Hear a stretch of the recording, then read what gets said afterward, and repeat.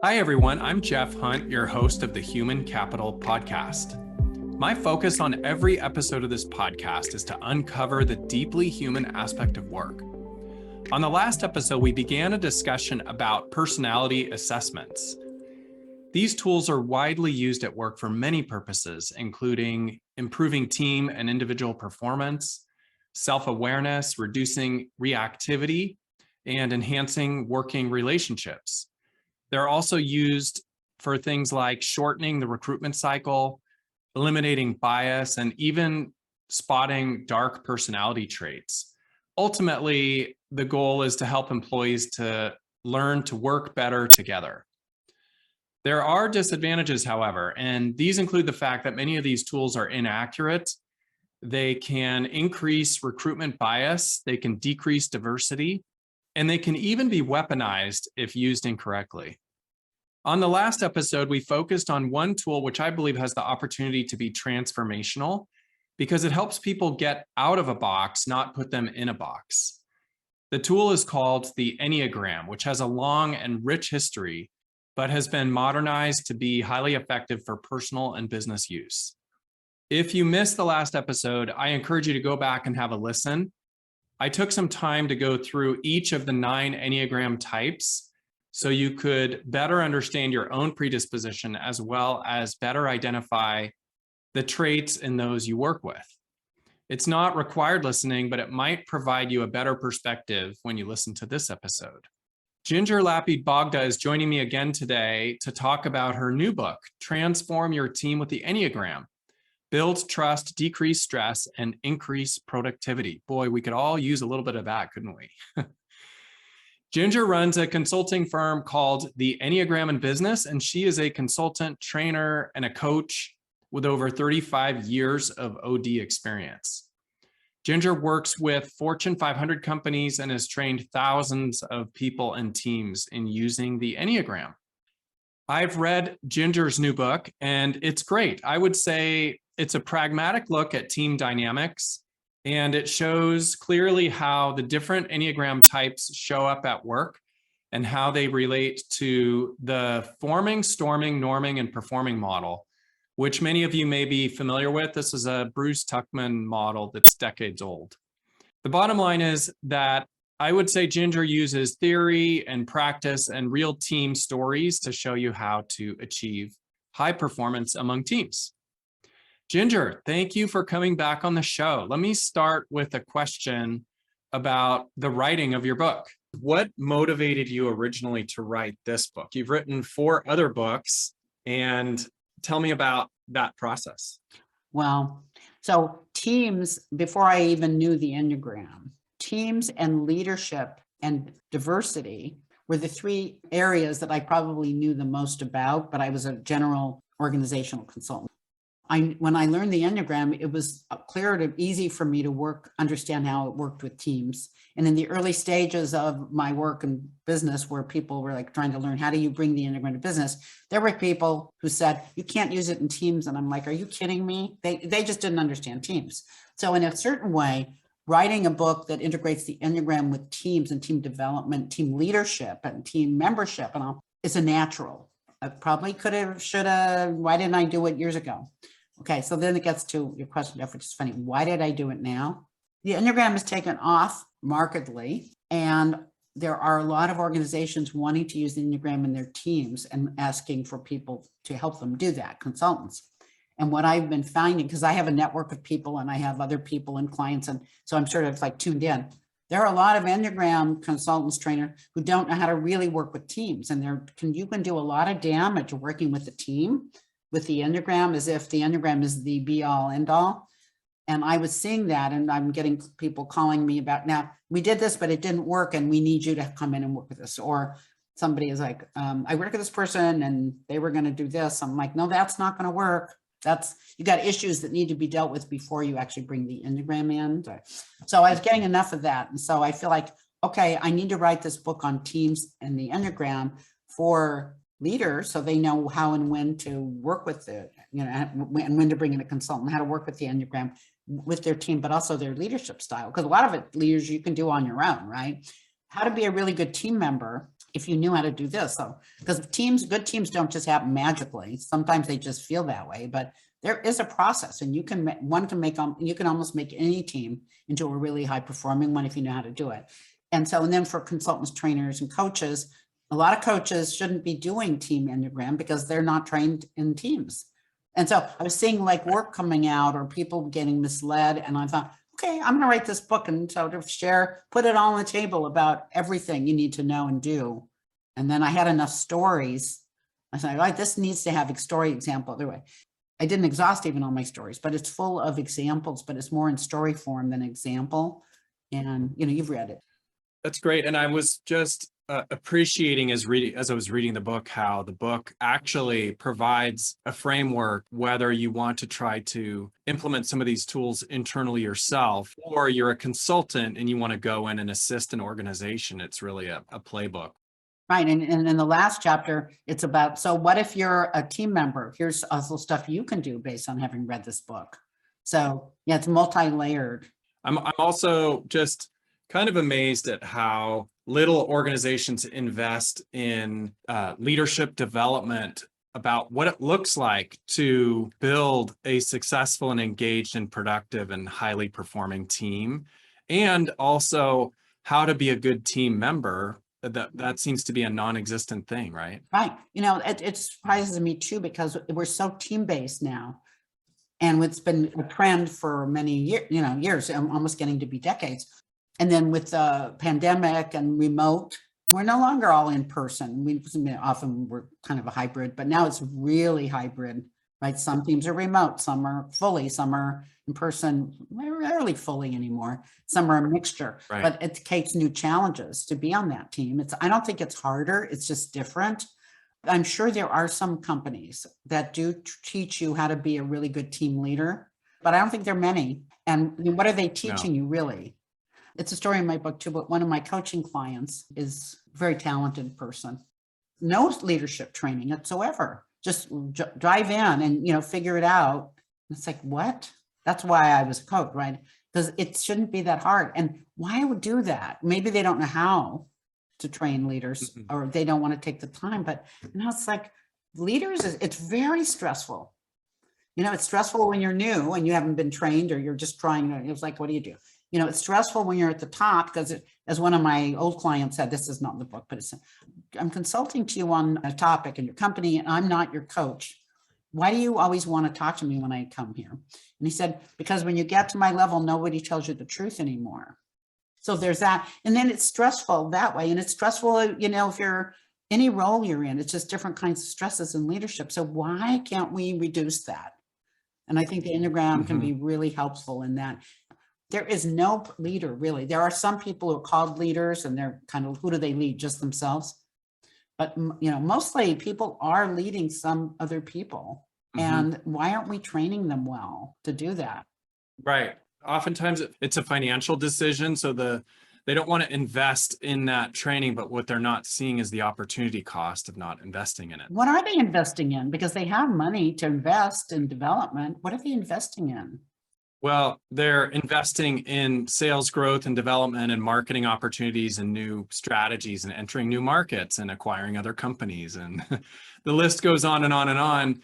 And the reason why they invest in those things is because the CFO continues to demonstrate that there's a return on investment that's very tangible. So you can look at a profit and loss statement, or you can look at a pro forma and see, how did we make it? Did we not make it? Whereas the investment in human capital is much more intangible, but it oftentimes has an even greater result than investing in those other elements of the organization.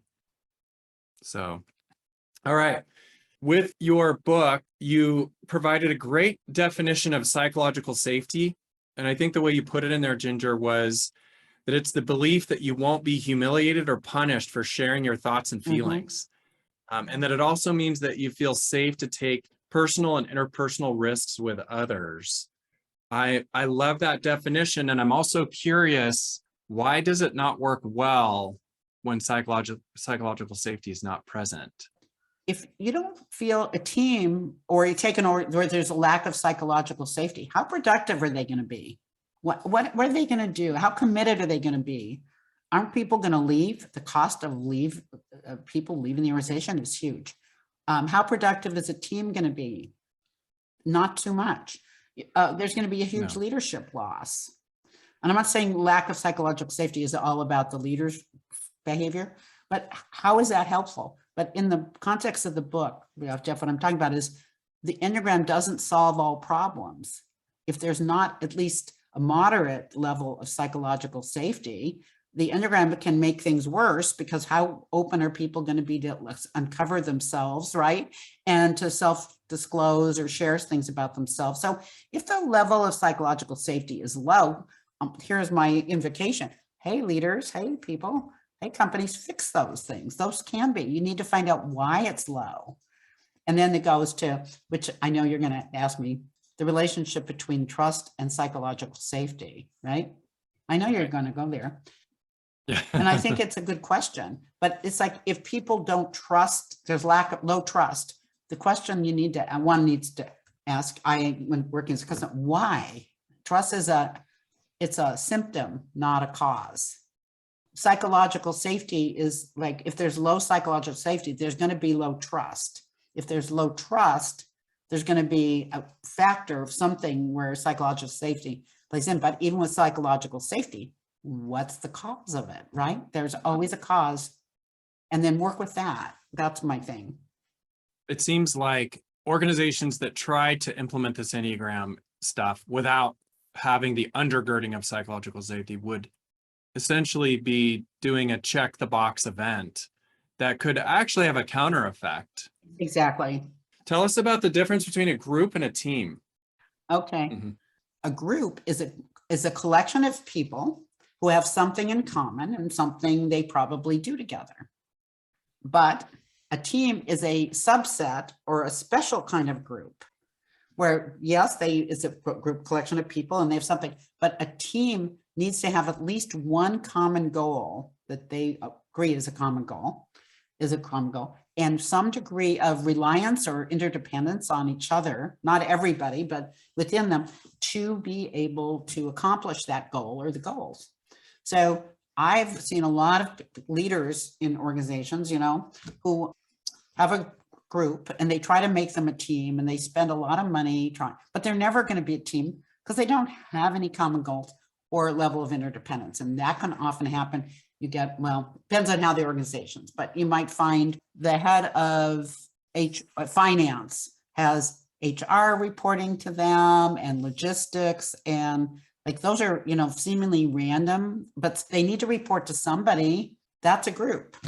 You see what I mean? So it's very important for groups to not try to be teams if they never will be. But the other is also true. If you are a team, but you're functioning like a group where you've never defined your common goals or you don't have the interdependence to get there, stop acting like a group and define your impossible teamhood. To spend some time. What are our common goal or goals, and what's our interdependence for getting there that will serve us well? And then you can move from a possible to an actual team. Why is impatience the greatest enemy of becoming a high-performing team? Oh my. Because it takes some time to get to know each other. It takes time to work the issues out and takes time to get clarity on our charter and get to know each other. Who are we? What resources do we? It takes time. And most people want to jump to the action, jump to the deliverable.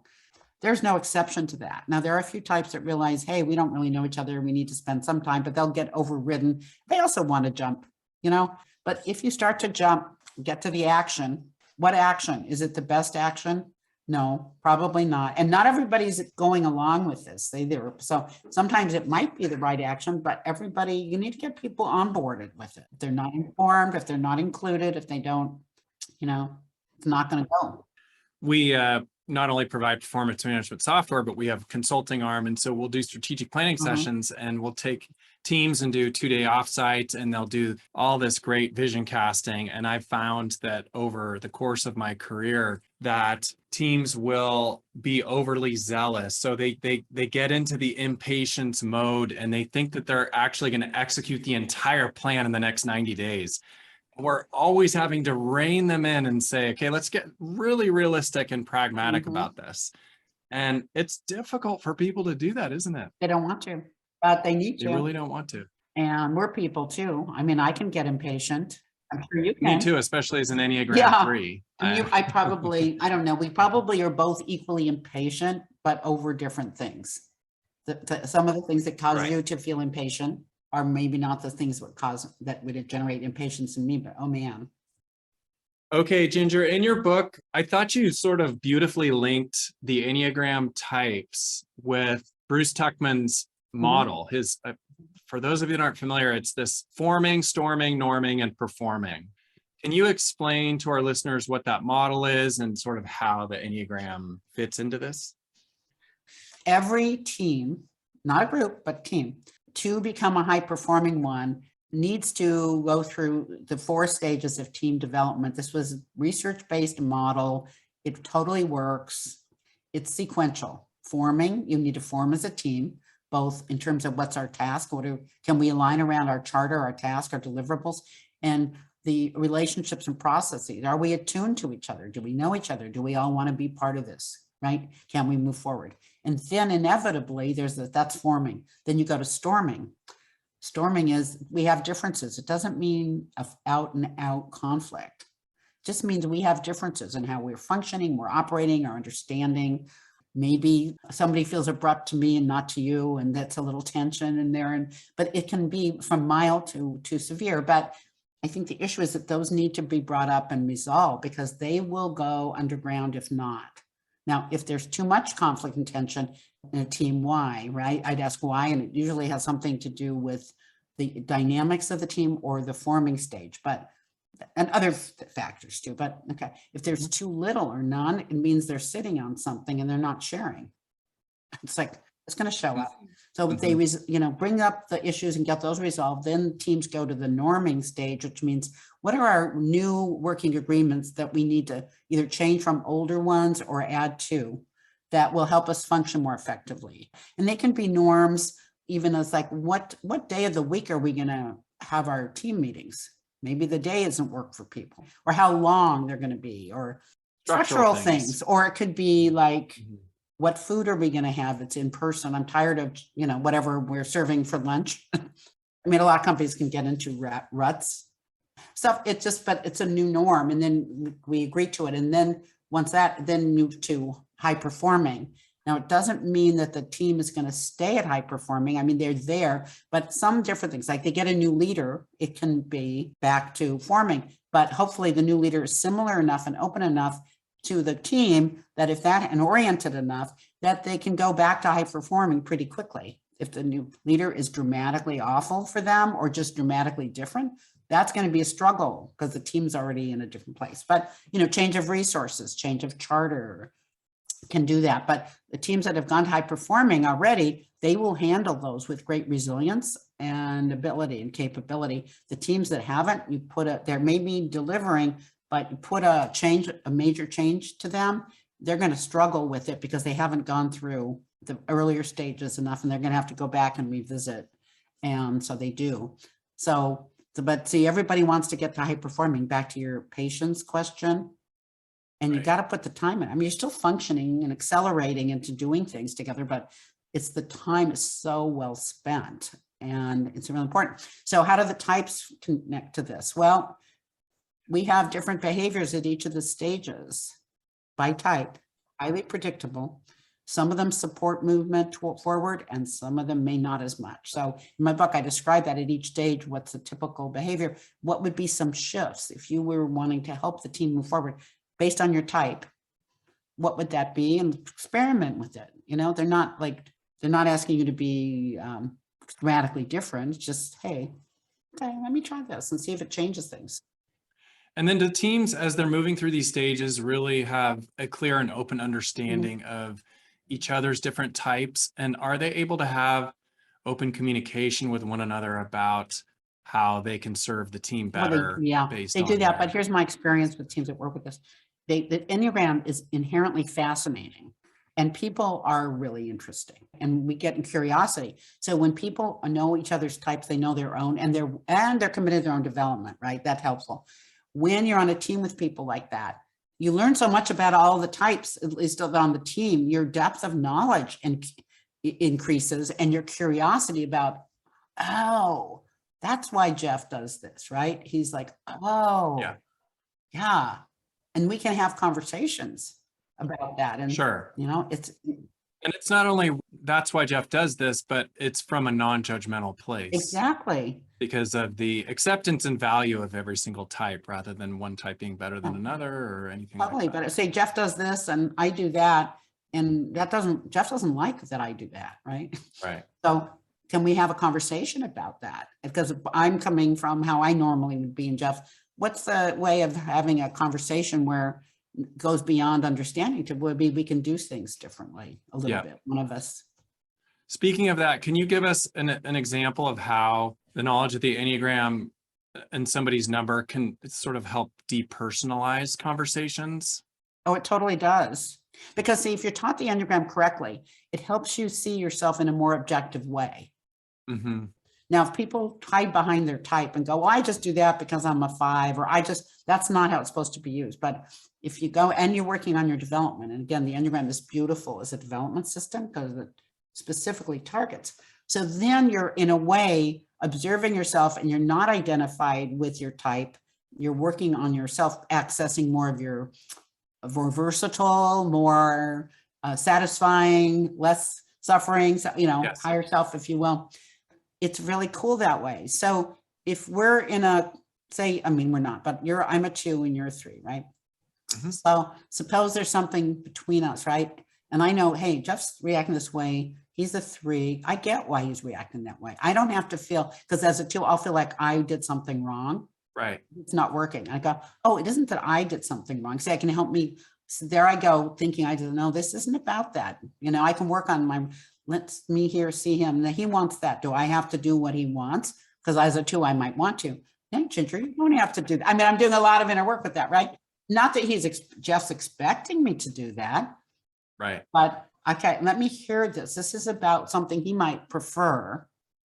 Now, maybe it's something he's willing to work on or not, but then it can become a very interesting co-creating situation. Mm-hmm. Very good. So, what's the expected release date of your book for people who are interested, and also how can they find you? Well, the expected release date is we're looking at, there's a lot of variables, but it's looking like the end of June, and they'll be able to access it on Amazon for sure. Great. Right, either June or sometime in July. Now, how they can find me, the enneagraminbusiness.com. Perfect. And then people can write into the website. But we have a really, I think, robust website, lots of Enneagram resources on it. Invite people to kind of see what's there, and Great. I want to ask you few questions before we wrap up. What's the best piece of advice you've ever received? Now, that's a hard one, because what's coming to my mind is something where somebody might say something to me that's advice, but it's swearing. And I prefer not to swear, but it's when I get too concerned about others' reactions for some reason, it's not necessarily personal, but in sort of the space of organizations and the people I respect and know, and they just will say, well, nah, right? You can fill in the words, like, don't care about that. And that feels right now like really good advice, but I prefer not to use the the pronouns. The pronouns. Okay, great. So what is the most important takeaway to leave with our listeners from these last couple episodes, if you think back on our talks? I can answer that better about what I might want. Great, let's hear it. Explore the Enneagram. It's got great possibilities and capabilities. It's the system that when people get into it, they are more likely to bring it home into other aspects of their life. So it can make a huge difference. I am not a fan of personality systems, even though I know them well. So I think Enneagram, also some are useful in different ways. The Enneagram is fundamentally different and so powerful. And if it's not for you, okay. And sometimes it's not for you now, but 3 years from now, it shows up again in your life and you go, oh, I listened to a podcast on that. Now might be my time to explore. I'm going to turn the tables. What about for you, Jeff? What would you want the takeaway to be? I agree with you. I think curiosity was a word that came up either in the last episode or the beginning of this one. And curiosity has served me extremely well over my career. And I would say, be curious. I would say, walk away with a curiosity about your team, whether you're a team member or a leader, and be curious about what your Enneagram type is and how you show up, and be curious about your own self-awareness and ways that you may have tendencies you're not even aware of. Mm-hmm. So I really loved our talk, just getting a summary of each of these different 9 types and how they tend to show up at work and how human beings are so nuanced. Mm-hmm. And let's just accept that rather than try to change people and make them different. Let's try to allow them to show up in a way that allows their gifts to really shine and add value to the team. And wouldn't it be boring if everybody else were just like us? Absolutely. Ginger, thank you so much for coming on the show today. Thank you for asking. Thanks for listening to the show this week. We release new episodes every other Tuesday. Let me know what you thought of this episode by emailing humancapital@goalspan.com. Human Capital is produced by Goalspan. Subscribe wherever you get your podcasts. And please share this podcast with your colleagues, team, or friends. Thanks for being human, kind.